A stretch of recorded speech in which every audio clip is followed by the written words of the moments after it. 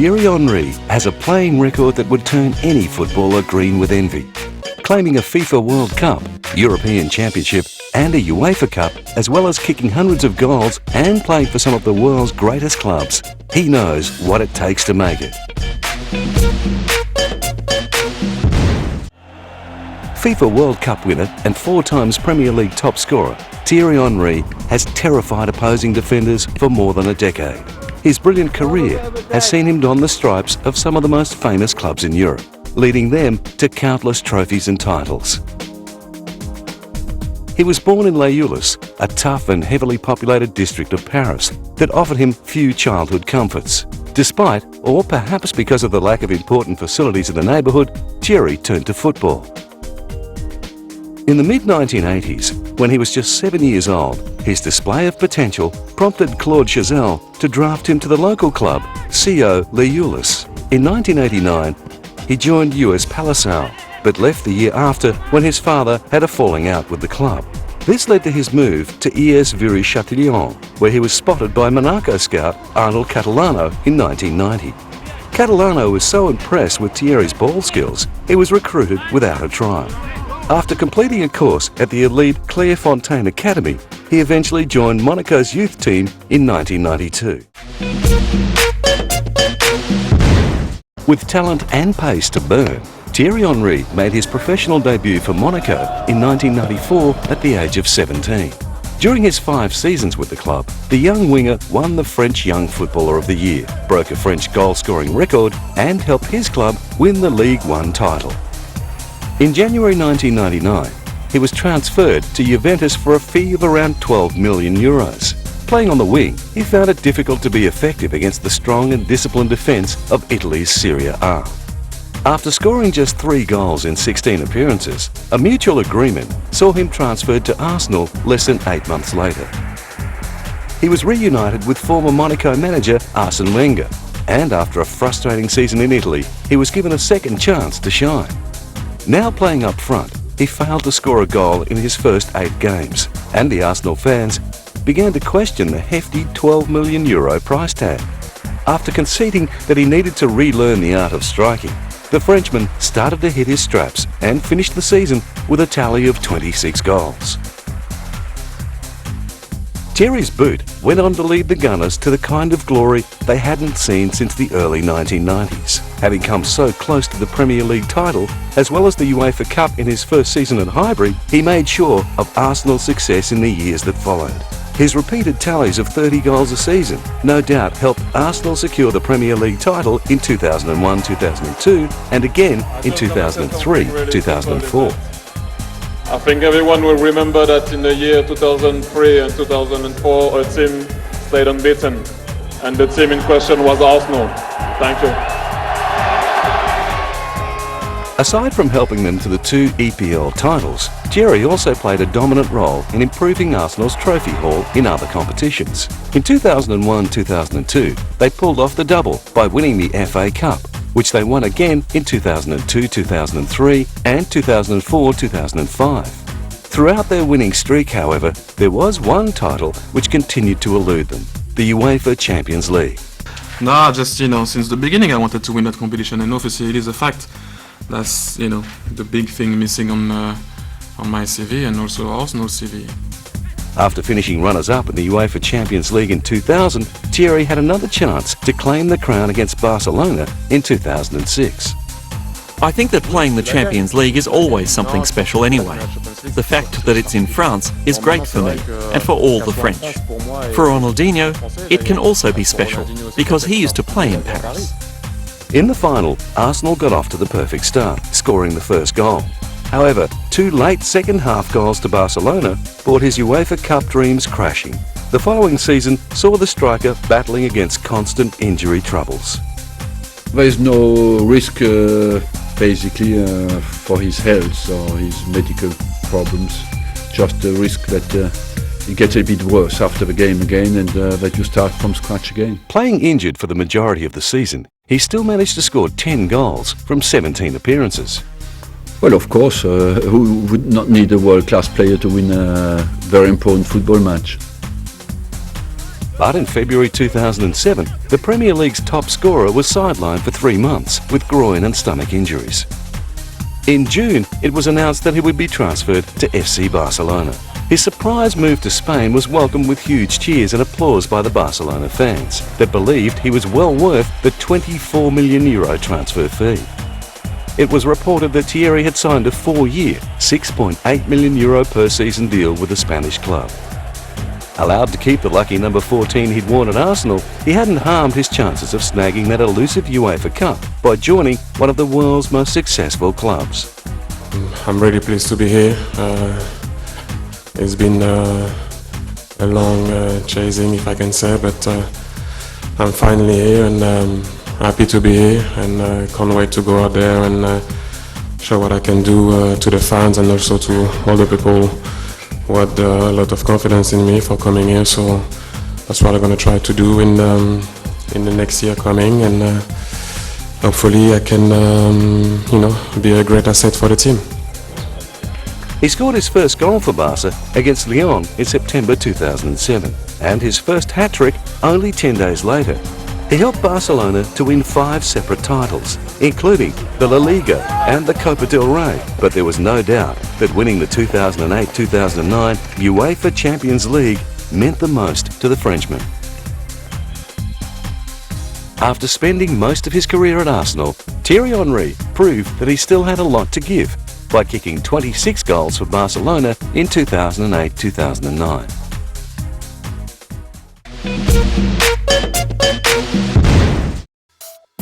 At the age of 19 and playing well above his years, Thierry Henry's form for Monaco had earned him a call-up to the under-20 French national team. Whilst there, he played well in the 1997 FIFA World Youth Championship, and just 4 months later, the young striker made his senior international debut against South Africa.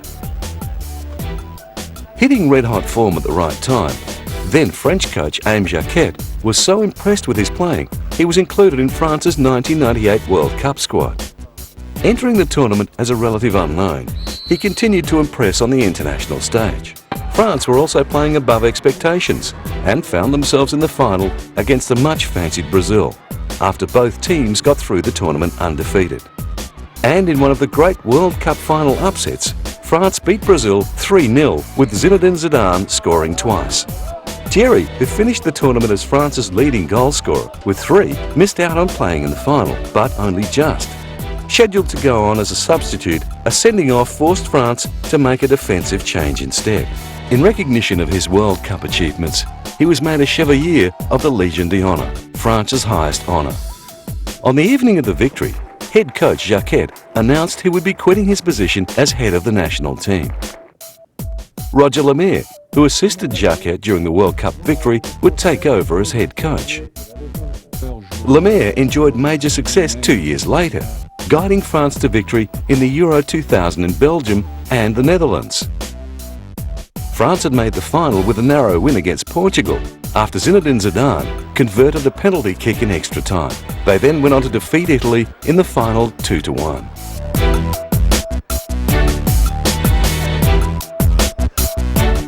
However, Lemaire proved to be inconsistent as a coach, and after France endured a crushing first-round exit in the 2002 FIFA World Cup, he was dismissed. Jacques Santini replaced Lemaire in 2002. Santini was the former head coach of Ligue 1 side Lyon, who had just taken out the French Championship. That win augured well for his new job. Unfortunately, however, the 2002 FIFA World Cup was a disaster. Not only were France eliminated in the first round, they finished bottom of their group, failing to score a goal for the entire tournament and securing only 1 point in a goalless draw against Uruguay. I'm really disappointed. I thought that we would make it into the next stage. Well, that's life. It will be the next time. Then, one cannot win twice in a row.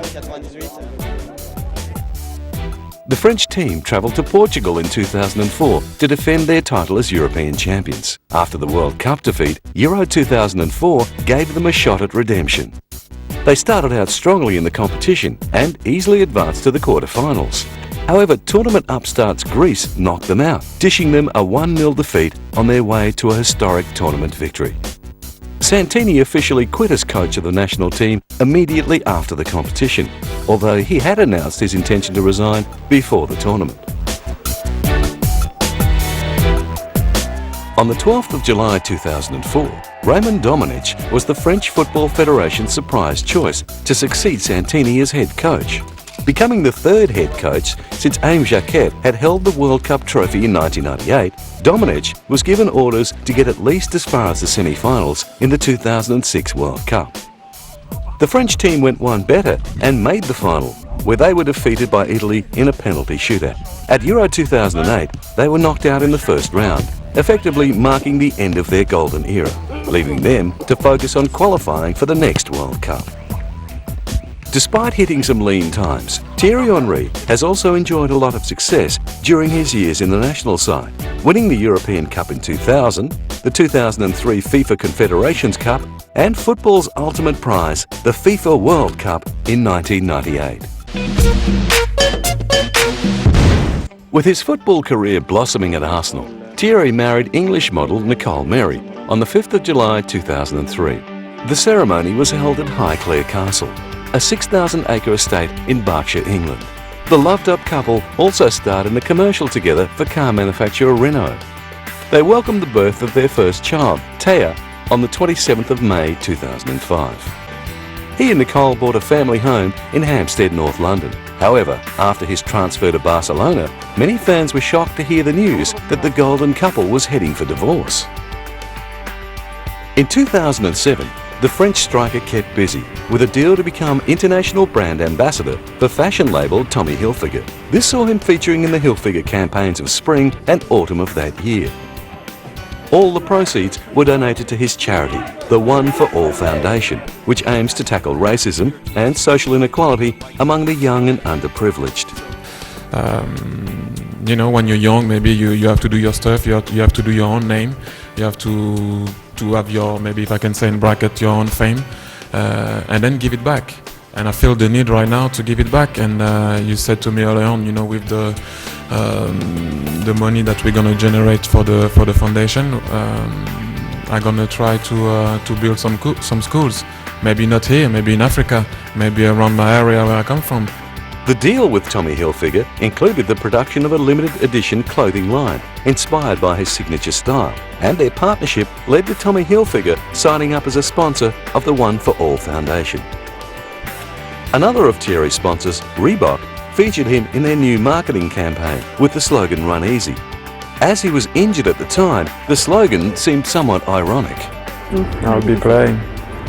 I'm not injured, so hopefully that can make a difference. Reebok's Run Easy video shows Therry talking at the speed of chat. He has also been very active in the battle to combat racism in football. After years of being a target of racism himself, he started the Stand Up, Speak Up campaign. It's an open world, there is no frontier, Europe is going to be like one country soon, and that's how you have to move on with it. Despite the campaign's progress, however, Therry's Arsenal teammate Patrick Vieira has also suffered racist taunts.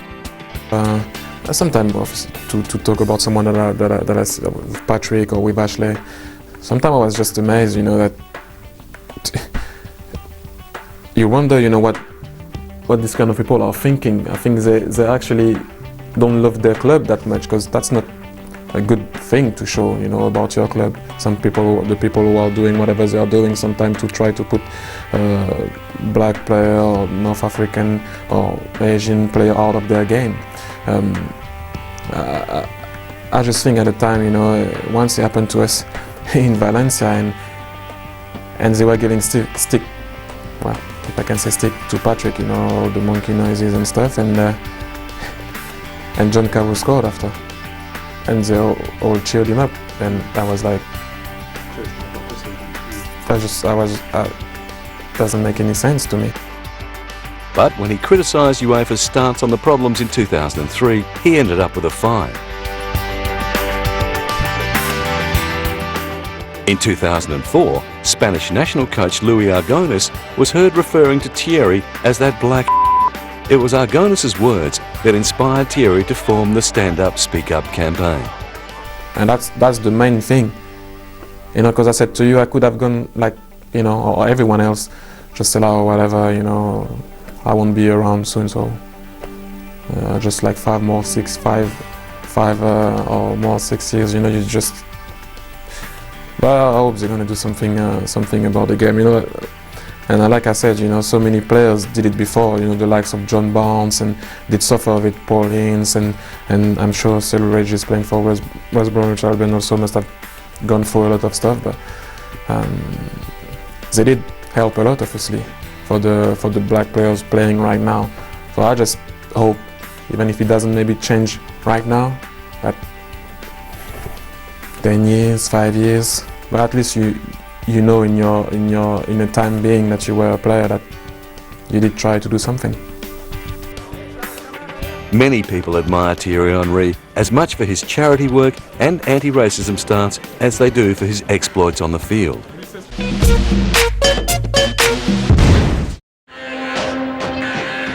Over the course of his illustrious career, Therry Henry has admired and been admired by scores of other top-flight players. For many years, he's been a fan of the playing skills of Italian star Fabio Cannavaro. After starting his career in 1992 for his childhood team Napoli, Cannavaro went on to become one of the most decorated defenders in the world. In 2006, he became the first defender to win the FIFA World Player of the Year award, as well as the oldest recipient. He's also the most capped player in Italy, playing 130 times for his country. The 36-year-old, who made his name with his fierce defensive and tackling skills, plays for Serie A club Juventus. Lionel Messi is a teammate of Thierry's at the Liga club Barcelona. Since arriving at Barcelona, he has taken the youngster under his wing. For me, Leo Messi is the best player in the world right now. We could talk about Leo the entire news conference, but I think Leo's a phenomenon.